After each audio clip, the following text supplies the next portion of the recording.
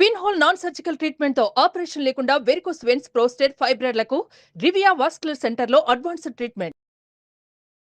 భారతదేశంలో ముఖ్యంగా highest source of protein మనకి ఎక్కువగా సగటు మానవుడు కూడా తినేది ఏంటంటే పప్పు దినుసులు. ఏ పప్పులో ఎలాంటి పోషకాలు ఉన్నాయి? పూర్తిగా ప్రోటీన్ సోర్స్. నీరసంగా ఉన్న వాళ్ళకి కావచ్చు, ఆలింతలకి మంచి ఆహారం. శనగల్లో ఉండే పోషకాలు ఏంటండి? ఈ శనగల్ని నానబెట్టి ఉడకబెడతాం వల్ల అరుగుదల. గుండు మినపప్పు ఏదైతే ఉందో ఇది దేనికి వాడతారు ఇప్పుడు? ఇప్పుడు తెలియక అందరూ అయితే టిఫిన్లకి ఇదే వాడుతున్నారు. వాళ్ళు పోషకాలని కోల్పోతున్నారు. మాంసకృతులతో కంపేర్ చేస్తే వీటిలో ఉండే పోషకాలు ఏంటండి అదనంగా? ప్రోటీన్ నాన్ వెజ్లోనే వస్తుంది అనుకుంటారు, అది మటుకు అపోహ.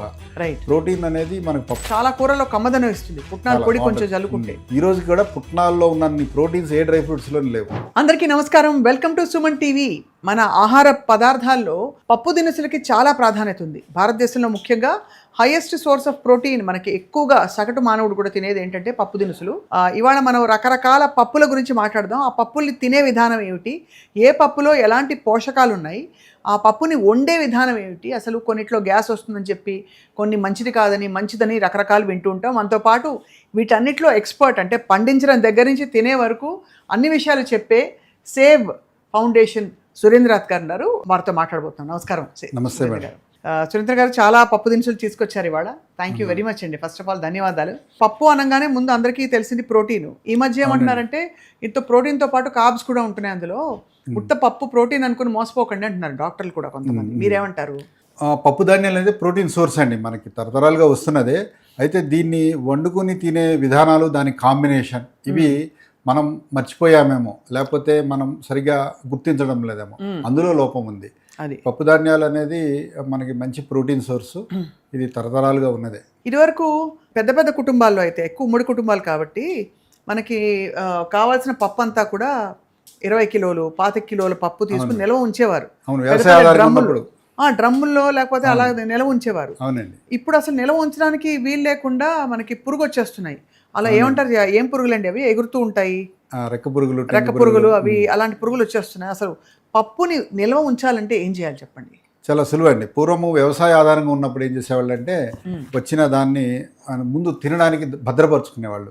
ఆ క్రమంలో దాని మీద పొట్టు ఉంటుంది కదా. ఇప్పుడు మినుములు ఉన్నాయి అనుకోండి, మినుముల మీద పొట్టు ఉంటుంది, పెసర్ల మీద పొట్టు ఉంటుంది, కంది మీద పొట్టు ఉంటుంది. ఈ పొట్టే దానికి రక్షణ ప్రకృతి పరంగా. సో ఆ పొట్టుగా ఉన్నప్పుడు అది 1 సంవత్సరం కాదు, 2 సంవత్సరాలైనా ఏం కాదు, తడవకుండా ఉండాలి అంతే. పురుగులైతే దాన్ని ఏం చేయలేవు. ఎప్పుడైతే దీని పొట్టుని మనం ఒలిచినప్పుడు పప్పు అనేది ఎక్కువ కాలం నిల్వ ఉండదు. ఇప్పుడు అంతా పప్పు అయిపోయి ఇంట్లో అది పూర్వం తిరగలి సాయంతో అందరూ దాన్ని పొట్టు అప్పటికప్పుడు తీసుకొని అలా చేసుకునే పద్ధతులు ఇళ్లలో ఉండేవి. ఇప్పుడు అలా లేవు కదా. మార్కెట్లోకి వచ్చేసరికి ఏమవుతుందంటే ఆ పప్పు ఎక్కువ కాలం నిల్వ ఉండదు కాబట్టి నిల్వ ఉండడానికి ఏమైనా కలపడము ఇట్లా ఉండి ఈ సమస్యలు వస్తున్నాయి. అయితే ఈ గింజల్ని మనము బూడిద కలుపుకొని, ఏదైనా పిడక కాలిస్తే వచ్చే బూడిద వాటిని కలుపుకొని ఒక కుండలో పోసేసుకొని మళ్ళీ బూడిద వేసేసి దాన్ని పైన వస్త్రం గట్టిగా 2-3 మడతలు వేసి తాడితో కట్టేసేస్తే అది సంవత్సరమైనా నిల్వ ఉంటాయి. అవసరం మేర తీసుకొని వాడుకోవచ్చు. ఇదో పద్ధతి. పప్పుని ఏంటంటే బాగా 2-3 సార్లు బాగా కడగాల. మనం అయితే పప్పు ధాన్యాలు అయితే మనం చేసుకునేది ఒక తీరు. బయట కొన్నప్పుడు అయితే నిల్వ ఉండడానికి వాటికి చాలా కలుపుతారు కాబట్టి కొన్ని పొడులు కావచ్చు నిల్వ ఉండడానికి. ఇప్పుడు గ్రైండింగ్లో ఇప్పుడు చాలామంది ఇడ్లీ దోశలకి గుండు మినపప్పు వాడతారు. అవును. సో దానికి ఒక పౌడర్ కలుపుతారు అనమాట, గ్లైడెంట్, అంటే జారుడు స్వభావం రావడానికి మిల్లింగ్లో కొన్ని నూనెలు కలుపుతారు. మళ్ళీ నిల్వ ఉండడానికి కొన్ని కలుపుతారు, బొరాక్స్ లాంటివి. సో ఇవన్నీ పోవాలంటే మనం 2-3 సార్లు కడగడం మంచిది. పప్పుల్ని మామూలుగా నానబెట్టి వండాలంటారు. అవునండి. నిజమా? అది నానబెట్టి వండడం బెటర్ అంటారా, లేక? నానబెట్టి వండడం మంచిదండి. ఏదైతే మనం కొన్ని అరిగించుకోలేని పదార్థాలు లాంటివి ఉంటాయో ఆ నానబెట్టినప్పుడు ఆ నీళ్ళలోకి అవి వెళ్ళిపోతాయి. కాబట్టి నానబెట్టిన నీళ్ళు డిస్కార్డ్ చేసేయాలి. వండుతున్నప్పుడు వచ్చిన నీళ్లు డిస్కార్డ్ చేయకూడదు. అది పార్షియల్లీ డైజెస్టెడ్ ప్రోటీన్స్ ఉంటాయి, అవి తాగితే కూడా మంచిది. పూర్వం దాంతో మన వాళ్ళు కందికట్టు లాంటివి చేసేవాళ్ళు. సో నానబెట్టాలి మంచిది. నానబెట్టిన నీళ్ళు డిస్కార్డ్ చేయాలి. ఇప్పుడు అసలు అంటే ఎక్కువ కుక్కర్లలో వండేస్తున్నారు కదా పప్పుని, కందిపప్పుని. అవునండి. సో కుక్కర్లో వండటం వల్ల మనం కొన్ని మిస్ అవుతున్నామేమో. అది ఒకేసారి 2-3 వండడం వరకు ఒక కంఫర్ట్ లెవెల్ ఒక తీరులో ఉంటే, ఇంకో తీరులో ఏమవుతుందంటే ఆ పప్పు వండుతున్న క్రమంలో కొంత నురగలాంటి పదార్థం పైకి వస్తుంది. అవును. దాన్ని పూర్వము అమ్మమ్మల నానమ్మల దగ్గరుండి తీయించేవాళ్ళు అనమాట. అది అరిగించుకోలేని ప్రోటీన్స్ అందులో ఉంటాయి అన్నమాట. సో వండుతున్న క్రమంలో పైకి వస్తున్న నురగ లాంటి దాన్ని తీసేస్తారు. తీసేసిన తర్వాత దాన్ని మనం తినడానికి అనుకూలంగా అవుతుంది. ఇక్కడ చాలా రకాల పప్పులు మనం చూస్తున్నాం. అవునండి. అన్నీ కూడా పొట్టున్న మినువులు మొదలుకొని ఇదిగో చూస్తున్నాం ఎంత బాగున్నాయో చూడడానికి. అలాగే అసలు మొలకలుగా ఈ మధ్య చాలా మంది తింటున్నారు, మంచిది. ఇది కొంతైనా మొలకలుగా తింటున్నారు. అవునండి. ఇది ఎప్పుడైనా దాల్ మక్కనీ లాంటి కొంచెం స్పెషల్ డిషెస్ హోటళ్లలో తినడం మినహా తినలేదు. ఇది మహారాష్ట్రలో వాడినంత మన వాళ్ళు వాడలేదు, ఇడ్లీ దోశలకు వాడుతున్నారు. ఇక్కడ గుండు మినపప్పు తీసుకొచ్చినట్టున్నారు. ఇది అంతేనా? మామూలుగానండి మనకి గుండు మినపప్పు ప్యాకెట్లలో వచ్చినప్పుడు ఇంకా తెల్లగా ఇంకా పెద్దగా ఉంటాయి. ఏంటి వెరైటీ ఏమిటి ఇలా ఇంత తెల్లగా ఉండడానికి కారణం దానికి ఒక పౌడర్ లాంటిది కలపడమే, అందుకే దాన్ని కడగాలని చెప్తున్నాం. అయితే గుండు మినపప్పు కంటే కూడా పొట్టు మినపప్పు నానబెట్టిన పొట్టు ఉన్న హోల్ గ్రెయిన్ కూడా నానబెడితే దానిలో మొలక మొదలవుతుంది కదా, మొలకే తోలుని తీసుకుని వస్తుంది. సగం తోలు మనం తిగులుతాం, సగం ఉన్నా పర్వాలేదు, అట్లా వాడుకోవడం ఉత్తమం. అసలు పొట్టులో పోషకాలు చాలా ఉంటాయండి. పొట్టులో అనే కంటే పొట్టు కింద ఒక జిగురు పదార్థం ఉంటుంది. అయితే నానబెట్టినప్పుడు అందులో జీవం మొదలవుతుంది అనమాట. అలా దాంట్లో సహజంగా ఉండే కొన్ని హార్మోన్స్, ఎంజైమ్స్ లాంటివి ఉంటాయి కదా, ఆ జిగురు పదార్థం అది సహజంగా ఉంటుంది, నానబెట్టినప్పుడు వస్తుంది అది. సో గుండు మినపప్పులో అది మనం కోల్పోతున్నాం. అది ఈ గుండు మినపప్పు దేనికి వాడతారు, అలాగే ఈ పొట్టు మినపప్పు దేనికి వాడతారు, అలాగే మామూలు మినపప్పు ఏదైతే ఉన్నారో చాయపప్పు అంటాం, చాయపప్పు అది దేనికి వాడతారు? ఇప్పటికీ అన్ని విశేషం ఏంటంటే మన కల్చర్ని ప్రిజర్వ్ చేయడానికి కొన్ని పద్ధతులు ఉంటాయని తెలుసుకోవడానికి చాలా సులువుగా మనం అర్థం చేసుకోవచ్చు. తిరుపతి వడలు ఇప్పటికీ ఆ పొట్టు ఉన్న హోల్ గ్రెయిన్ మినుములతోనే చేస్తారు, బాగా పెద్దగా ఏదైతే వస్తుందో ఇప్పటికీ దాంతోనే చేస్తారు. అందులో కూడా పొట్టు ఉంటుంది. అలా హోల్ గ్రెయిన్తో చేయడం వల్ల అందులో ఉన్న పోషకాలు కొన్ని ఉంటాయి, రుచి అనేది ఒకటి ఉంటుంది. అయితే ఇంట్లో చేసుకునే పద్ధతులు సులువు అయిన పద్ధతుల్లో మనం ఎత్తుక్కోవడం వల్ల కొన్ని విధానాలు పోతున్నాయి. కాబట్టి దీన్ని మనము వడలు చేసుకోవడానికి బాగుంటుంది, హోల్ గ్రెయిన్ ఉన్న మినుముల్ని. అలాగే పొట్టు మినపప్పు ఉన్నది, ఇడ్లీ దోశలకి ఇది పొట్టు మినపప్పు కరెక్ట్. ఈ మధ్య వాడుతున్నారు, బాగా కొంచెం బాగానే పెరిగినాయండి. అంటే అవైలబిలిటీ ఉంటే తీసుకునే వాళ్ళు ఉన్నారు, చేసేవాళ్ళు దాన్ని బాగా చేయాలని నేను అనుకుంటున్నాను. ప్రాసెసింగ్లో కూడా ఛాయ మినపప్పు తాలింపుల్లో ఈ రెండు బాగుంటాయి. పొట్టు మినపప్పు, ఛాయ మినపప్పు తాలింపుల్లో వేసుకుంటే కూడా కొంత అది ప్రోటీన్ సోర్స్, రుచికరంగా ఉంటుంది, బాగుంటుంది. అలాగే ఆవిరి కుడుముని చేసేవారు, మీకు తెలిసే ఉంటుంది. చేస్తారు, అమ్మమ్మ చేసేది దిబ్బ రొట్టె. అవునండి. వీటన్నిటికీ మరి ఏ పప్పు వాడితే బెస్ట్ అంటారు? మినుములే అండి. అయితే వీటన్నిటికీ పొట్టు మినపప్పు బాగుంటుంది, దిబ్బ రొట్టెకి కానీ ఆవిరి కుడుముకి కానీ చాలా అనుకూలమైంది. ఆవిరి కుడుములో విశేషం ఏంటంటే ఇడ్లీకి ఆవిరి కుడుము తేడా ఎక్కడ వస్తుందంటే ఇడ్లీలో రవ్వ ఉంటుంది, బియ్యం రవ్వ. ఆవిరి కుడుము అంటే పూర్తిగా మినుములు నానబెట్టి అయితే అందులో అల్లము మిరియాలు వేస్తారు, వాత దోషం తగ్గడానికి అల్లం మిరియాలు వేస్తారు. పూర్తిగా ప్రోటీన్ సోర్స్. దాన్ని నీరసంగా ఉన్న వాళ్ళకి కావచ్చు, బాలింతలకి మంచి ఆహారం, వాళ్ళు పాలు ఇవ్వాలి అంటే పోషకాలు కావాలి కదా, ఆ రోజుల్లో ప్రోటీన్ సోర్స్ ఉన్నది ఇది మంచిది అనమాట. ఎదిగే ఆడపిల్లలకు కూడా ఇది ఇవ్వాలి. నడుము గట్టిపడుతుందని కూడా చెప్పేవారు. వారు నడుము గట్టిపడతాం, వాళ్ళు మళ్ళీ నెక్స్ట్ గర్భం దాల్చి ఆ శక్తితో ఉండడానికి కూడా ఇది చాలా ఉపయోగం. మినుము సున్నుండలు, మినుము అంటే ఇనుము అంటారు. ఇనుము అంటే ఐరన్ సోర్స్ అంతా ఈ మినుముల్లో ఉన్నది. అలాగే సున్నుండలు పెళ్ళైన మగపిల్లలకి మంచి పోషకాలను ఇస్తుంది. బెల్లము, నెయ్యి ఈ మినుములతో చేస్తే చాలా మంచిది. ఇప్పుడు వీటన్నిటి మధ్య ఈ తెల్ల గుండు మినపప్పు ఏదైతే ఉందో ఇది దేనికి వాడతారు? ఇప్పుడు తెలియక అందరూ అయితే టిఫిన్లకి ఇదే వాడుతున్నారు. అయితే వాళ్ళు పోషకాలని కోల్పోతున్నారు. వాళ్ళకి ఏంటంటే తయారు చేయడంలో సులువు ఉన్నది, నానబెడతాము, తీయడం ఇవన్నీ లేకుండా ఆ సులువుగా ఉంది. ముఖ్యంగా దీన్ని హోటల్ వాళ్ళు మొదలెట్టారు వాళ్ళ పనిలో సులువు కోసం. అయితే అది ఇళ్లలో కూడా వచ్చేసింది. ఇది ఒక కంఫర్ట్ లెవెల్ తప్పితే పోషకాలు తక్కువే ఉంటాయి ఇందులో. అంటే మీరు అనేది పొట్టు మినపప్పు కానీ గుండు మొత్తం మినుములు కానీ వాడడం ఉత్తమం అండి. తాలింపులకి వీటికి మిగతా వాడుకోవచ్చు. అది చాలా బాగుంది. సురేంద్ర గారు, మనకి శనగలు అంటే ఈ శనగలు ఇలా తినడం అన్నది తక్కువ చూస్తాం. ఏదో వాయినాలు ఇచ్చినప్పుడు, వరలక్ష్మి వ్రతం అప్పుడు నానబెట్టి ఇవ్వడం తప్ప, పూజలప్పుడు తప్ప శనగల్ని మనం డే టు డే తక్కువ వాడతాం. కానీ శనగల్లో ఉండే పోషకాలు ఏంటండి? శనగల్లో ఏ పప్పు ధాన్యంలో ప్రోటీన్స్ ఉన్నాయి, అలాగే ఇందులో కూడా చక్కగా ప్రోటీన్స్ ఉన్నవి. ఈ శనగల్ని నానబెట్టి ఉడకబెడతాం వల్ల అరుగుదల బాగుంటుంది. చాలా ఇప్పుడు ప్రసాదాలుగా ఇవి పెడతా ఉండేవాళ్ళు. నానబెట్టిన శనగల్ని ఉడకబెట్టి జీలకర్ర తాలింపు పోపు పెట్టి ఇలా ఇస్తుండే, అది ఒక పూట తినడం ఆహారంగా చాలా మంచిది. అవును. అయితే గ్యాస్ వస్తుంది అంటారు కదా, గ్యాస్ ఎప్పుడు వస్తుందంటే పచ్చివి కొన్ని తిన్నప్పుడు గ్యాస్ వస్తుంది. అంటే ఇది తిన్నప్పుడు మళ్ళీ కొంత గ్యాప్ తీసుకొని పచ్చివి అంటే ఫ్రూట్స్ కానీ వెజిటబుల్ సలాడ్స్ కానీ తింటే ఆ టైంలో తినకుండా ఉంటే ఆ గ్యాస్ ప్రాబ్లమ్స్ రాకుండా ఉంటాయి. అలాగే రాత్రిపూట కాకుండా పొద్దున అల్పాహారంలో దీన్ని తీసుకుంటే బాగుంటుంది. అలాగే వాత దోషం తగ్గించడానికి దీనికి కూడా బాగా నెయ్యి వేస్తే మంచిది అంటారు శనగల్లో. నిజం అది? నెయ్యి కానీ కొబ్బరి నూనె కానీ తాలింపు పెడతాం మన నువ్వుల నూనె తాలింపు ఆ విధంగానే ఉంటుంది. కొంత కొంత తగ్గిస్తుంది తగ్గిస్తుంది డ్రైనెస్ ఏదైతే ఉందో. ఎందుకంటే బేసిక్గా దీని లక్షణం పొట్టలోకి వెళ్ళాక పొట్టలో ఉండే నీరంతా అది పీల్చేసుకుంటుంది. బాగా నానబెట్టకపోతే ఇంకా కష్టం. అవును, అందుకే ఇవి తిన్న తర్వాత 1.5-2 గంటలు ఖచ్చితంగా నీరు తీసుకోవడం అనేది ప్రాక్టీస్ చేయాలి. అలాగే మజ్జిగ తీసుకోవడం ఇవన్నీ మంచిది ఆ వాత దోషం లాంటివి తగ్గించడానికి. ఇప్పుడంతా చోలే భటూరే అని చెప్పి వాటిలో కూడా ఎక్కువ తింటున్నారు. వాటితో పాటు దానికి పక్కనే దానికి ఫ్రెండ్ అని చెప్పొచ్చు ఈ శనగలకి, తెల్ల శనగలకి. ఈ శనగల్లో ఫైబర్ ఎక్కువ ఉంటుంది అంటారా? నిజం? అవునండి, ఫైబర్ ఎక్కువ ఉంటుంది, పోషకాలు కూడా బాగుంటాయి. దీన్ని పొద్దున్నే నానబెట్టుకొని బెల్లంతో తినడం ఒక ప్రాక్టీస్. కొన్ని లివర్ ప్రాబ్లమ్స్ తగ్గడానికి అలా తినడం ఒక ప్రాక్టీస్. అల్పాహారంలో ఒక 2-3 రోజులు తీసుకున్నా, రెగ్యులర్ కాదు, అలా ఒక అల్పాహారంలో చిన్న చేంజ్తో నానబెట్టుకొని బెల్లంతో తినడం ఒక పద్ధతి. చాలా బాగుంది. అయితే సురేంద్ర గారు, ఈ పెసలు కేటగిరీ, పెసరపప్పు సులువుగా అరుగుతుందంట, నిజం అది? అవునండి, పంటకాలం తక్కువ ఉంటుంది, దాన్ని రైతులకు కూడా మంచి పంట అవకాశం ఉంటుంది. అలాగే పెసలు సులువుగా అరుగుతాయి. మనం కూడా పూర్వం వడపప్పు వాటిలో చూస్తే కనుక దీన్ని తీసుకునేవాళ్ళు, ఉపవాసం ఉండేవాళ్ళు కూడా దీన్ని తీసుకునేవాళ్ళు. కానీ ఈ వడపప్పుకి పెసరపప్పు పొట్టు లేని పప్పు వాడతారు సహజంగా, లేదా పొట్టు ఉన్న పెసరపప్పు వాడినా బాగానే ఉంటుంది. నానబెడితే పొట్టు సులువుగానే వచ్చేస్తుంది. ఏదైనా పొట్టు ఉన్నది వాడటమే మంచిది మొత్తం తీసిన దానికంటే. పెసరట్లకు కూడా ఇది చాలా అనుకూలం. పెసరట్టు తెలుసో తెలియకో పొట్టు లేని దాంతో వాడుతున్నారు. ఇది మంచి డైట్ ఫైబర్తో కూడా ఉంటుంది. మీరు అన్నారు కదా ప్రోటీన్స్ వాడితే మళ్ళీ డైజెషన్ ప్రాబ్లమ్స్ ఇవన్నీ రాకూడదు అనుకుంటే పొట్టు కూడా కొంత ఉండాలి. ఆ ఫైబర్ ఉంటుంది కాబట్టి కొంత గట్ బ్యాక్టీరియా కామ్ డౌన్ అయిపోతుంది. అవునండి. పొట్టుతో ఉండే పెసరపప్పు ఉంటుంది, ఎల్లో కలర్లో పసుపు రంగులో. ఏది మంచిది? పొట్టుతో ఉన్నదే మంచిదండి. మిల్లింగ్ చేయడం వల్ల అది ఎల్లో కలర్లో వస్తుంది అన్నమాట, పైన పొట్టు పోయి. అయితే ఇప్పుడు పొట్టు కొన్ని ఇప్పుడు మనం యాక్చువల్గా కట్టె పొంగల్ చేసుకోవాలి, పొట్టు ఉన్నదే కరెక్ట్. కొంతన్న పొట్టు పోయినా కొంతన్న ఉంచాలన్నమాట.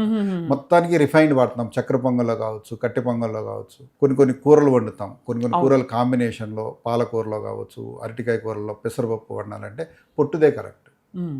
మనకి కట్టె పొంగల్ ఏదైతే తిరుమలలో దొరుకుతుందో వేడిగా పొద్దున్నే పెడతారు సుప్రభాత దర్శనం తర్వాత, అది వాళ్ళంతా పొట్టు ఉన్నదే వాడతారు. పొట్టు నానబెట్టి కొంత పొట్టు తీస్తారు. కానీ పొట్టు ఉన్నదే నానబెడితే వచ్చే లక్షణం వేరు.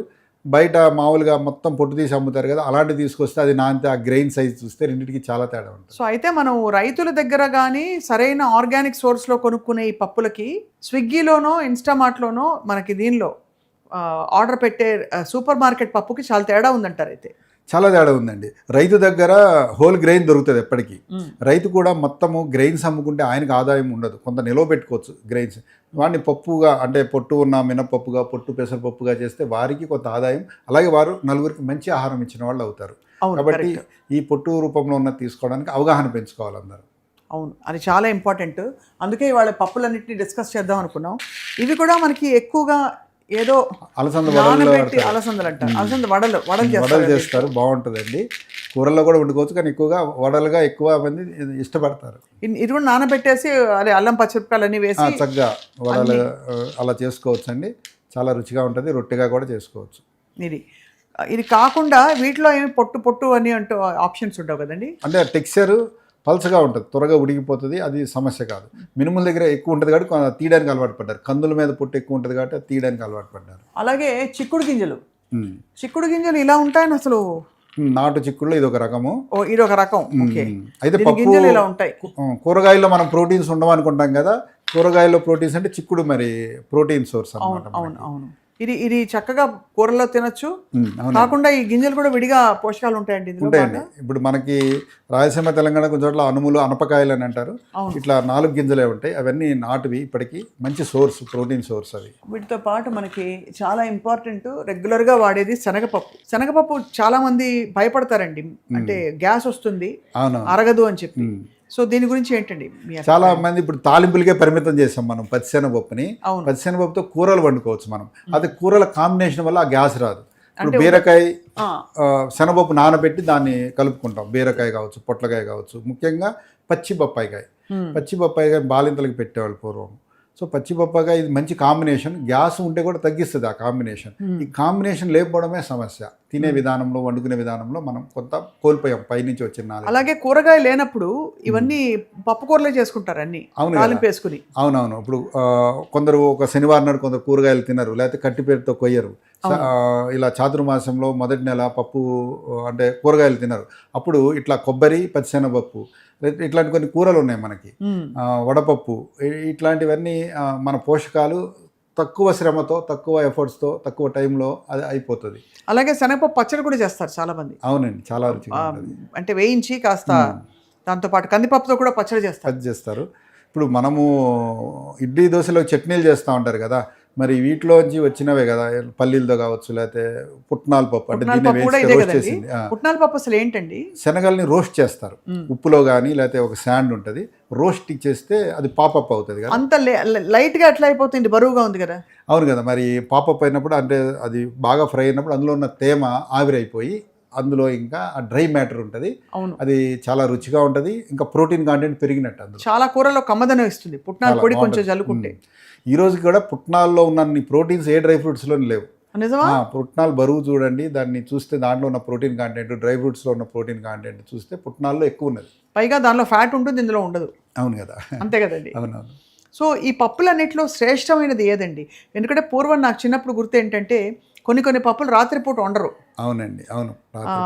రాత్రి ఇప్పుడు కందిపప్పు పొద్దున చేసింది అసలు మిగిలిపోయే ప్రసక్తి ఉండదు. మిగిలితే కూడా కందిపప్పు రాత్రి తినకూడదు, పెసరపప్పే తినాలి, ఇలాంటివి రూల్స్ ఉండేవి. నిజమే అది?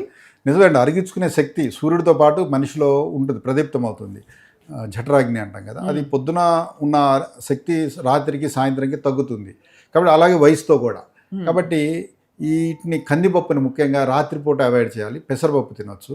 అలాగే ఒకవేళ కందిపప్పు వండినప్పుడు వచ్చే నీరు ఉంటుంది కదా, కందికట్టు, అది సులువుగా జీర్ణం అవుతుంది. ఇంట్లో పేషెంట్స్ ఉన్నా, బాలింతలు ఉన్నా, పాలిచ్చే తల్లులున్నా, ఎదిగే పిల్లున్నా అది మంచిది కందికట్టు. సో ఆ రూపంలో తీసుకోవచ్చు. లేకపోతే కందిపప్పు తక్కువ వేసి రసం చేస్తారు, ఆ రసాన్ని తీసుకోవచ్చు రాత్రిపూట. మాంసకృతులతో కంపేర్ చేస్తే వీటిలో ఉండే పోషకాలు ఏంటండి అదనంగా? వీటిలో ప్రతి 100 గ్రాముల్లో, పప్పు ధాన్యాల్లో ప్రతి 100 గ్రాముల్లో సుమారుగా 20-25 గ్రాముల మధ్యలో ప్రోటీన్స్ ఉంటాయి. చికెన్, మటన్లో కూడా అంతే ఉంటాయి. అయితే 100 గ్రాముల చికెన్ ఎవరైనా తినగలరు, కానీ 100 గ్రాముల కందిపప్పు అందరూ తినలేరు. అవును, కాబట్టి తక్కువ తింటాం కాబట్టి. సో ఇప్పుడు చాలామంది నాన్ వెజ్ తీసుకోవడానికి కారణం ప్రోటీన్ సోర్స్ అని తీసుకుంటున్నారు. టేస్ట్ చాయిస్ ఒకటి అయితే ప్రోటీన్ నాన్ వెజ్లోనే వస్తుంది అనుకుంటారు, అది మటుకు అపోహ. రైట్. ప్రోటీన్ అనేది మనకు పప్పుల్లో వస్తుంది. అలాగే ఇప్పుడు సపోజ్ కంది పప్పుని మనం, ఒక మనిషి తినే పప్పు ఉందనుకోండి, ఒక క్వాంటిటీ ఒక 20-30 గ్రామ్స్ అది ఉడికితే వచ్చే అంత అవుతుంది. అంత పప్పు మామూలుగా తింటే గ్యాస్ పుడుతుంది, ఇలా భయం ఉంటుంది. సో దీన్ని కందిపొడి చేసుకోవచ్చు. కందిపొడి చేసుకొని నూనె వేసుకునో, నెయ్యి వేసుకునో తినొచ్చు. కొంత ఆ ప్రోటీన్ సోర్స్ వస్తుంది ఒక పూట. సో ఈ రూపంలో తినడం అనేది అవసరం. ఇప్పుడు వీటన్నిటిని బియ్యంతో కలిపి వండితే వాటి పోషకాలు మారిపోతాయా? మనకి డాక్టర్లు ఇప్పటికీ చెప్తారు, ఏమన్నా ఆరోగ్యం బాగోపోతే కిచిడీ తినమని చెప్తారు. అదే పాత డాక్టర్లు అందరూ చెప్తారు కిచిడీ. మరి కిచిడీలో అయితే మరి పెసరపప్పే ఉంది, సులువుగా అరుగుతుంది, అవును, మంచి పోషకం. కాబట్టి కూరగాయలు, పప్పులు అంటే బియ్యం, ఈ మూడు కలిసిన సంపూర్ణ ఆహారం కిచిడీ అనమాట.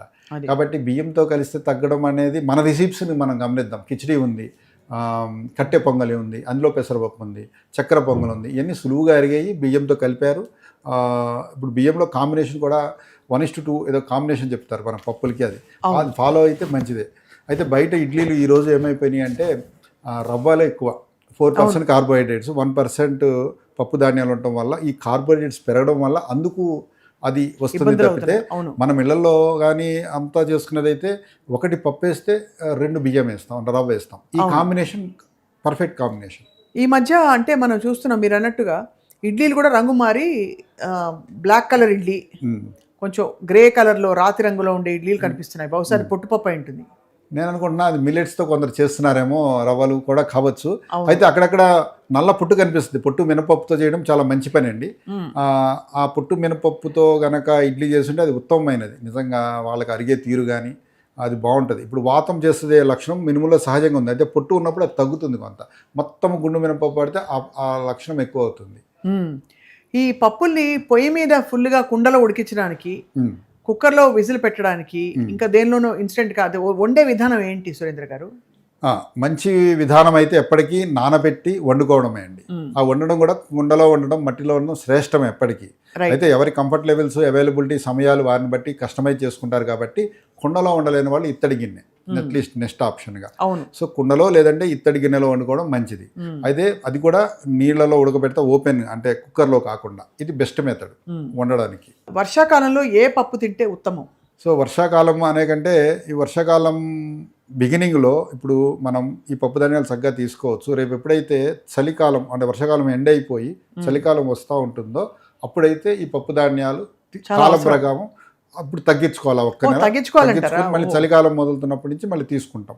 అంటే వర్షాకాలం ఎండింగ్లో అంటే మనకి దసరా, దీపావళి ఆ టైంలో అయితే పప్పు ధాన్యాలు ఎందుకు తగ్గించుకోవాలంటారు? అంటే ఆ కాలానికి తగ్గట్టుగా అరిగించుకునే శక్తి, దానివల్ల వచ్చే ప్రమాదాలు. అయితే చాతుర్మాస దీక్షలు కూడా చివరి నెల పప్పు ధాన్యాలు తీసుకోరు, అది ఆ సమయంలోనే వస్తుంది. అయితే మరి వింటర్లో మాత్రం మనకి పప్పు దినుసులు మంచివి. మంచిది అప్పుడు, ఎందుకంటే అరిగించుకుని శక్తి ఎక్కువ అవసరం పడుతుంది చలి వల్ల, అంతేనా? సో అయితే ఇవి పప్పుల గురించి మాట్లాడాము. ఇవి కాకుండా మనకి ఉత్తమమైన పోషకాలు ఇప్పుడు అన్నీ కూడా పొళ్ళల్లో కల్తీలు, పసుపులో కల్తీ, కారంలో కల్తీ అంటున్నాం. ఉత్తమంగా మనం ఎలా దాన్ని కేర్ తీసుకోవచ్చు సురేంద్ర గారు? సో ఇళ్ళ వరకు ఎలా చేసుకోవచ్చు అంటే అండి, ఈ మినుములు కానీ, పెసర్లు కానీ, కందులు కానీ రైతుల దగ్గర చక్కగా కొనుక్కోవచ్చు. ఎందుకంటే నిల్వ ఉంటాయి, గింజలు నిల్వ ఉంటాయి. దాన్ని మిల్లింగ్ చేసిన తర్వాత వచ్చే పప్పులు నిల్వ ఉండవు. అది కాబట్టి ఒక పద్ధతి ఏంటంటే, మనం వాళ్ళ దగ్గర బల్క్లో 20 కిలోలో 50 కిలోలో ఎవరి అవసరాన్ని బట్టి వాళ్ళు కొనుక్కొని మూటలుగా కట్టుకొని బూడిద కలుపుకొని నిల్వ పెట్టుకోవచ్చు, లేకపోతే కుండలో పెట్టుకొని నిల్వ పెట్టుకోవచ్చు. దీనివల్ల అవసరం మేర వాళ్ళు తీసుకుంటారు, మిల్లింగ్ చేసుకుంటారు, లేకపోతే ఇసురు అయితే చక్కగా వాళ్ళు తీసుకుంటారు. అవసరం మేర వాళ్ళు అలా తీసుకోవడం వల్ల ఇవన్నీ తప్పించుకోవచ్చు. పొట్టున్న పప్పు దొరుకుతుంది, ఏమి కెమికల్స్ లేని పప్పులు దొరుకుతాయి. ఈ పప్పుల విషయంలో ఏం జరుగుతుందంటే, పండించినప్పుడు వచ్చే కెమికల్స్ కంటే దాన్ని నిల్వ పెడతానికి, దాన్ని అయితే ఎలిగెంట్గా చేయడానికి, ఆకర్షణగా చేయడానికి కలిపేవి ఎక్కువ ఉన్నాయి. బాగా గోల్డెన్ కలర్లో కందిపప్పు కనిపిస్తే అమాంతం మనం వెళ్ళి కొనేస్తాం. అవునవును. ఆ గోల్డెన్ కలర్ రావడానికి ఏమైనా కలుపుతారు? అసలు దాని సహజమైన రంగు అయితే అది కాదు కదా. అయితే అలా దానికి ఏవో ద్రవాలు నిల్వ ఉండడానికి, కొన్ని నూనెలు లేదా నూనెలు లాంటివి ఆకర్షణగా కనిపించడానికి లేదా నిల్వ ఉండడానికి ఈ కలిగే ప్రాక్టీస్ ఉన్నది. కాబట్టి మనము హోల్ గ్రెయిన్స్ కొనుక్కొని నిల్వ పెట్టుకొని అవసరం మేర వాడుకోవడం బెస్ట్ మెథడ్, ఇవన్నీ అవాయిడ్ చేయడానికి. 60 ఏళ్ళు దాటిన వాళ్ళకి ఈజీగా అరిగే పదార్థాలు పెట్టాలంటారు. అవునండి. పప్పు దినుసులు వాళ్ళు తినచ్చు అంటారా? ఇవాళ రోజులు అసలు ఎవరికి ఏ రూల్స్ లేవు. అవునండి. 70 ఏళ్ళు వచ్చినా కూడా ముసలోళ్ళు అంటే కోపం వస్తుంది చాలా మందికి. సో మనం అంటాం, పెద్ద వయసు పెరిగా కూడా వాళ్ళు చిన్నపిల్లలాగా అంటారు కదా, మానసికంగా కావచ్చు, కేర్ కోరుకోవడంలో కావచ్చు, అరుగుదలలో కావచ్చు. అదే దాన్ని అప్లై చేయొచ్చు. మనం సెరిలాక్ అని ఇప్పుడు వాడుతున్నాం, పూర్వం గుజ్జనగూడ అని ఇలాంటివి ఉండేవి. అంటే పెసరపప్పుని వేపి రవ్వ చేసేవాళ్ళు, బియ్యాన్ని వేపి రవ్వ చేసేవాళ్ళు, దాన్ని ఉడికిపించి అన్నప్రసారం అయినప్పుడు పెట్టేవాళ్ళు. సో ఎవరికైతే అరుగుదల సమస్య ఉందో వాళ్ళు దీన్ని ఖచ్చితంగా పెసరపప్పుని ఇలాగే ఫ్రై చేసి వాడుకోవచ్చు. అలాగే ఇందాక మనం చెప్పుకున్నప్పుడు పప్పులను ఉడకబెడతాం, ఉడకబెట్టినప్పుడు వచ్చే నీరు వారికిస్తాము. పప్పుని యంగ్స్టర్స్ తినొచ్చు. సో ఈ విధంగా కూడా ప్రోటీన్స్ని వాళ్ళు పొందొచ్చు. చంటి పిల్లలకి అన్నప్రాసన అయ్యాక ఎప్పుడు పప్పు పెట్టచ్చు? వారికి అన్నప్రాసన అయిన తర్వాత మనం ఇందాక అనుకున్న 1:2 రేషియోలో అలా పెసరపప్పుని మటుకు ముందుగా అలవాటు చేయాలి. ఒక 3-4 నెలల తర్వాత తదుపరి కందిపప్పు. సో 7 నెలల 8 నెలల నుంచి అది ఇచ్చుకోవచ్చు. రైతులకు ఏ విధమైన అంటే పప్పులు పండించడం వల్ల ఏ విధంగా ఆర్థికంగా వాళ్ళు లాభపడుతున్నారండి? ఇప్పుడు రైతుల పరిస్థితి ఎలా ఉంది అసలు పప్పులు పండించే వాళ్ళు? ఇది ఇప్పుడున్న పరిస్థితి చూస్తే కొంత బాధాకరమే. ముఖ్యంగా మనకి ఉన్న పప్పు ధాన్యాలు కుచించుకుపోయి అందరూ ఎక్కువగా అంటే ఆహారంలో, కూరల్లో కందిపప్పు వాడటం అనేది ఒక అలవాటు అయిపోయింది. పైగా ఈ కందిపప్పు మన అవసరాలకి మన దేశంలో అన్నీ పండుతాయి, కానీ బాధాకరం ఏంటంటే ఇంపోర్ట్ చేసుకొని వాడుతున్నాం. ఇంత డైవర్సిటీ, ఇంత జీవ వైవిధ్యం, ఇన్ని రకాలు ఉన్నాయి మన దేశంలో. అయితే మనం కందిపప్పుని ఇంపోర్ట్ చేసుకుంటున్నాం.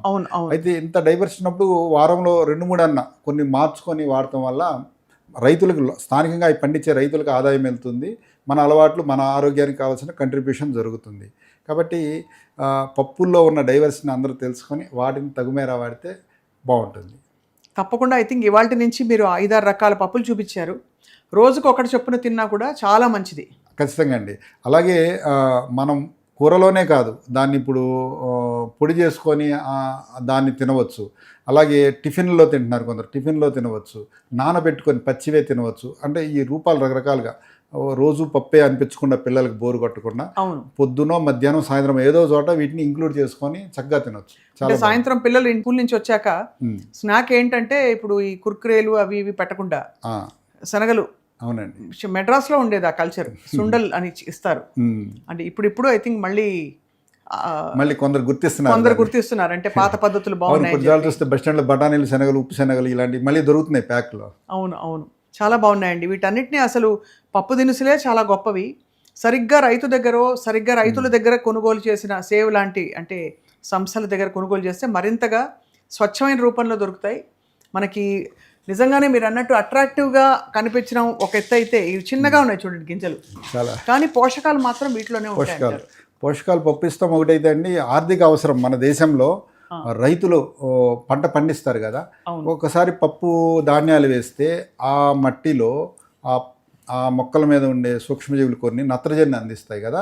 ఈ విధంగా ఆ పంటకి తదుపరి పంటకు కూడా ఈ నత్రజని డిమాండ్ తగ్గుతుంది. అంటే యూరియా లాంటివి కొందరు వేస్తారు, వాటి డిమాండ్ తగ్గుతుంది. మొక్కకు కావాల్సిన పోషకాలు సహజంగానే సూక్ష్మజీవులే తయారు చేసుకుంటాయి ఈ పప్పు ధాన్యం. కాబట్టి ఒక పంట కంపల్సరీ ఇది వేయాలి. తప్పకుండానండి. అప్పుడప్పుడు మినపప్పులో చేదు వస్తుందండి. ఇప్పుడు ఇది తిన్నాను, చాలా బాగుంది. మినపప్పులో చిన్న చేదు లాంటిది ఎందుకు ఉంటుందంటారు? అది నాకు తెలిసి ఆ పండించే తీరు వల్ల, లేకపోతే దాని మీద కలిపిన జల్లిన వల్ల ఆ చేదు అయి ఉండొచ్చు. అవును. ఇప్పుడు బాగా హెర్బిసైడ్స్ వినియోగం బాగా పెరిగిపోయింది విచ్చలవిడిగా. అంటే హెర్బిసైడ్స్ అంటే కలుపు మందులు అంటాం కదా, వీటిని ఇప్పుడు మినప పంటలో మినుము తప్ప వేరేది ఏది పెరిగినా చనిపోవాలి. సో ఈ మినుముల మీద అది బాగా జరుగుతుంది. మినుములు అసలు తేమ మీద బతికేస్తాయి. అయితే ప్రాబ్లం కలుపు అనమాట. ఈ కలుపు కోసం అది కొట్టేసే పరిస్థితి వచ్చింది. అయితే దీన్ని కూడా ఆర్గనైజ్డ్గా ఒక లైన్లో ఇప్పుడు జల్లేసే పద్ధతి అనమాట. జల్లేస్తే అనీవెన్గా పడతాయి, బాగా పెరుగుతాయి, పంట వస్తుంది, బాగానే ఉంది. కలుపు వస్తే చంపేయడానికి హెర్బిసైడ్ వేస్తున్నారు. ఇలా కాకుండా ఒక లైన్ సోయింగ్ చేసుకొని దాన్ని ఒక డిస్టెన్స్ మెయింటైన్ చేస్తే కలుపు అట్లీస్ట్ మొదటి 30 రోజుల్లో కలుపు తీసేస్తే తర్వాత కలుపు రాదు. ఆ విధంగా హెర్బిసైడ్ వాడే పరిస్థితి తగ్గుతుంది. కాబట్టి ఇది గమనించుకొని రైతు స్థాయిలోనే అది కంట్రోల్ చేస్తే బాగుంటుంది. కానీ మీరు అన్నట్టుగా వీటిని ఉత్తమంగా వండే పద్ధతి నానబెట్టుకుని ఆ నీళ్లు పారబోయాలి. అవునండి. వీలైతే ఓపెన్ పొయ్యి మీద వండుకుంటే ఉత్తమం. ఆ నొరగ వస్తే అప్పుడు తీసి పడేయచ్చు. అవునండి, అవకాశం ఉంటుంది. అదే కుక్కర్లో అంటే మనకు అవకాశం ఉండదు. అది చాలా బాగుంది సురేంద్ర గారు. మీరు ఎంత జ్ఞానాన్ని పంచుతున్నారు అంటే మీరు తెలుసుకున్న విషయాలు, మీరు స్వయంగా రైతు అవ్వడం, అలాగే ఆర్గానిక్ అంటే మీకు స్వచ్ఛమైన పదార్థాలు ఎక్కడి నుంచి సేకరించాలో మీకు తెలుసు. కాబట్టి తప్పకుండా మిమ్మల్ని ఐ థింక్ సుమన్ టీవీ ప్రేక్షకులు సంప్రదిస్తారు ఏమన్నా వాళ్ళు ఇలాంటి పదార్థాలు తెప్పించుకోవాలన్నా కూడా. ఇంకా పాలు పెరుగులో కూడా మనకి ఈ మధ్యకాలంలో 2 రకాల ఇవి వస్తున్నాయి, ఆవు పాలు, గేదె పాలు. ఏది బెటర్ అండి? సో నన్ను అడిగితే ఆవు పాలు చాలా మంచివి. ఆవు పాలలో ఉన్న ఒక ఫ్యాట్ పర్సంటేజ్ని మనం గమనిస్తే 4% ఫ్యాట్ ఉంటుంది, కొంచెం అటు ఇటుగా.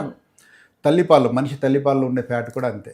అంటే మనం డైజెస్ట్ చేసుకోవడానికి ఒక సులువైనది ఈ ఆవు పాలు. సాత్వికమైన ఆలోచన రావడానికి చాలా సులువైనది ఆవు పాలు అనమాట. గేదె పాలు కొంచెం ఫ్యాట్ ఎక్కువ ఉంటుంది. దానికి తగ్గట్టుగా శారీరక శ్రమ చేయాలి. అంటే బాడీ బిల్డింగ్ చేసేవాళ్ళు, వస్తాదులు అది తాగడానికి అర్హులు, అంత పని చేస్తారు. కాబట్టి బాడీ బిల్డ్ చేయడానికి వాళ్ళకి అది అర్హత ఉంది, చక్కగా తాగు. నెయ్యి కూడా అంతేనండి? ఆవు నెయ్యి గేదె నెయ్యిలో తేడా ఉంటుందా? ఉంటుందండి. ఆవు నెయ్యి కూడా మీకు బ్లడ్ బ్రెయిన్ బ్యారియర్ దాటి వెళ్ళి అక్కడ దాన్ని కావలసిన పోషకాలను అందించడంలో, మెదడుని చురుకుగా ఉంచడంలో, సాత్వికమైన ఆలోచనలు ఇవ్వడంలో ఆవు నెయ్యి ఉత్తమమైంది. ఆవు నెయ్యి రోజుకి ఎంత తినచ్చు అంటారు? ఏ విధమైన ఆరోగ్య సమస్య లేని వాళ్ళు, మామూలుగా అడల్ట్స్ ఒక 25 గ్రాముల వరకు తీసుకోవచ్చు. ఏం ప్రాబ్లం ఉండదు. అన్నంలో వేసుకున్నా, కూరలో వేసుకున్నా అదే 2 స్పూన్లు. 25 గ్రాములు అంటే బహుశా ఇంత 5 స్పూన్లు అంటే అంత వస్తుంది. ఈ కప్పులో చూసుకుంటే మనకి సింపుల్గా అంటే ఇప్పుడు కూరకి తాలింపు పెడతామండి, పప్పు తాలింపు పెట్టాలి, ఆవు నెయ్యితో పెట్టుకుంటే అయిపోద్ది. అంతే. ఆవు నెయ్యి కంటే ఇంకా గొప్పది వెన్న అండి. ఆవు వెన్న, ఏదైనా వెన్న అనేది చాలా గొప్పది. ఆ వెన్న ఎలాంటిదంటే పెరుగు, ఇంట్లో పాలు పెరుగు అవ్వాలి, ఆ పెరుగుని చిలికితే వచ్చే వెన్న ఉంది కదా, ఇది అన్నిటికంటే ఉత్తమమైంది. ఇప్పుడు అంతా కల్తీ పన్నీర్లు వింటున్నాం, దానికి ప్రత్యామ్నాయం ఏంటి? మీరు ఎప్పుడు అంటూ ఉంటారు ఒక మాట, పనీర్కి ప్రత్యామ్నాయంగా కొందరికి పనీర్ పచ్చి పాలది, అంటే పాలని అది బ్రేక్ చేసేయడం వల్ల వచ్చేది పనీర్. అయితే పాలను ఆర్గనైజ్డ్గా కొన్ని సూక్ష్మజీవులు, ఒకే రకమైన సూక్ష్మజీవులు పెట్టి చేస్తే వచ్చేది పెరుగు అనమాట. పెరుగు సాఫ్ట్గా ఉంది, పనీర్ గట్టిగా ఉంది, అందులో వాటర్ తీసేసాం. ఇదే పెరుగుని మనం హ్యాంగ్ చేస్తే, హంకడ్ అంటాం, లేకపోతే ముద్ద పెరుగు, ఒక బట్టలో వేసి పెడితే మస్లిన్ క్లాత్ అలా ఫిల్టర్ క్లాత్లు ఉంటాయి కదా, అందులో వేసి ఒక హాఫ్ అన్ అవర్ పెడితే వాటర్ కిందకు వచ్చేస్తుంది. సో ఈ పెరుగు చాలా మంచిది. ఏం చేయొచ్చు దాన్ని? ఈ పెరుగుని మనం చక్కగా ఏదైనా ఫ్రూట్ పల్ప్ కలుపుకొని తినడం ఒక పద్ధతి. దీన్ని శ్రీఖండ్ అంటారు సింపుల్గా. లేదా మనం లస్సీలా చేస్తాం కదా, అందులో 2 స్పూన్లు వేసుకోవచ్చు. లేదా ఇది కాకుండా కొన్ని కూరలు వండుతాం పూర్వము, పొట్లకాయ కానీ లేకపోతే బీరకాయ కానీ కొన్ని గ్రేవీ కర్రీస్ వండుతాం, వాటిలో దీన్ని వేసుకోవచ్చు, బాగుంటుంది రుచిగా. చక్కగా సింపుల్గా బెల్లం కలుపుకొని తినొచ్చు. అది సింపుల్ ప్రోటీన్, ఈజీగా డైజెస్ట్ అయ్యే ప్రోటీన్ ఉంటుంది. అండ్ మనకి కల్తీ పన్నీర్లు ఈ గొడవలు లేకుండా హ్యాపీగా సింపుల్గా అయిపోతుందని. అరుగుతుంది కూడా, పన్నీర్ అరుగుద్దో లేదు కానీ ఇది బాగా అరుగుతుంది ఈజీగా. ఇప్పుడు చాలామందికి రోజుకి మినిమం 50 grams ఆఫ్ ప్రోటీన్ కావాలంటున్నారు. ఈ హంకాడు ఒక సింపుల్గా ఒక 150 grams తీసుకుంటే 15 grams అందులో సింపుల్ ప్రోటీన్ ఒక మీల్లో వచ్చేస్తుంది. అది చాలా బాగుంది సురేంద్ర గారు. సహజ సిద్ధమైన ప్రకృతి అనుకూలమైన విధానాల్లో పండించినవి తినడమే చాలా ఉత్తమం అని మీరు పదే పదే చాటి చెప్తున్నారు. సో ఈ వర్షాకాలానికి మా సుమన్ టీవీ ప్రేక్షకులకి మీ సూచనలు చెప్పండి. వర్షాకాలంలో వచ్చే చిన్న చిన్న జలుబు దగ్గులు ఇలాంటివి ఉంటాయి కదా, దాన్ని సులువుగా ఇంట్లో అందరూ చేసుకోగలిగింది చాలా సులువైనది మన దగ్గర ఉంది కరక్కాయ. కరక్కాయని సాండ్రా మీద అరగదీసేసి దాన్ని ఇంట్లో తేనె ఉంటే తేనె లేదంటే బెల్లం పాకం, దాన్ని బుగ్గన పెట్టుకోవాలి. సో ఇది జలుబు దగ్గు కఫ ప్రకోపం అంటాం కదా, అది రాకుండా సులువుగా ఆపుతుంది. లేదా గోరువెచ్చటి నీళ్ళలో దాన్ని తీసుకొని మింగకుండా కాసేపు ఇట్లా ఉంచుకొని మింగితే సులువుగా, అంటే ఈ వర్షాలకు వచ్చేది జలుబు దగ్గులు ఇలాంటివి కదా, దాన్ని ఉపశమనం కలిగిస్తుంది. లేదా ఇంట్లో సొంటి చేసుకుంటారు చాలామంది, సొంటే తేనె కలుపుకుని తిన్నా అది ప్రభావం బాగుంటుంది. సొంటి పొడి కూడా బాగుంటుందండి అన్నంలోకి. సొంటిని తేనెతో కలిపితే కఫం ప్రభావం తగ్గిస్తుంది. అదే సొంటిని నెయ్యితో, ఆవు నెయ్యితో కలిపితే పిత్త సమస్యలు తగ్గిస్తుంది. ఓహో, ఆ విధంగా. విచిత్రం కదండి, అంటే అల్లానికో లక్షణం ఉంటుంది, బట్ ఆ సొంటిగా మారితే లక్షణం మారిపోతుంది. మళ్ళీ దాని కాంబినేషన్తో ఇంకోటి. అది చాలా బాగుందండి. ఇవన్నీ తెలుసుకోవడం మన సంపద, మన దేశంలో ఉండే సంపద, తరతరాలు వారసత్వంగా వస్తుందండి. ఇది అమ్మమ్మల నాన్నమ్మల నుంచి మనకు వచ్చినదే ఇది. మళ్ళీ అది తర్వాత తరాలకు తెలియాలి. చాలా బాగుంది సురేంద్ర గారు. మళ్ళీ మిమ్మల్ని సంప్రదిస్తాం. వివిధ అంశాలపై, ఆరోగ్య సూత్రాలపై, ఆహార వ్యవహారాలపై మీరు తప్పకుండా మా సుమన్ టీవీ ప్రేక్షకులకి బోల్డ్ విషయాలు చెప్పాలి. ఖచ్చితంగా అండి. చక్కటి అవకాశం. ధన్యవాదాలండి. మీకు ధన్యవాదాలు. నమస్కారం అండి.